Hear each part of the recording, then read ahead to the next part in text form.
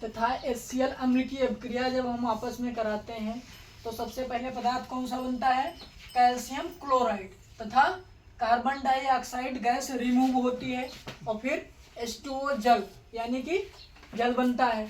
और फिर आप जानते हैं कि क्या होता है, कैल्शियम पर 2+ आयन चार्ज होता है, कैल्शियम पर 2+ आयन चार्ज होता है और कार्बोनेट जो होता है उस पर 2- आयन चार्ज होता है। तो आपको पता है केमिस्ट्री में सबसे पहले क्या होता है, अगर 2+ आयन चार्ज वाला कोई तत्व है तो वो 2- आयन चार्ज वाले के साथ ही क्रिया करेगा। अगर उस पर 2- आयन चार्ज नहीं है तो क्या करेगा, वो उसको सबसे पहले बैलेंस करना पड़ेगा आपको।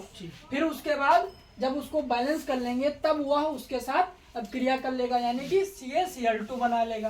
ठीक ऐसा इधर होता है। कार्बोनेट जो होता है वो 2 भागों में टूट जाता है, कार्बन डाइऑक्साइड और ऑक्सीजन में। एक तो कार्बन डाइऑक्साइड गैस बन गई, वो निकल गई बाहर, और एक ऑक्सीजन का अणु जो बच गया और इधर 2 हाइड्रोजन बच गए। तो जब कभी भी 2 हाइड्रोजन और 1 ऑक्सीजन बचता है तो उसके साथ वो अब क्रिया कर लेता है तो जल बना लेगा। ठीक, अगली देखते हैं।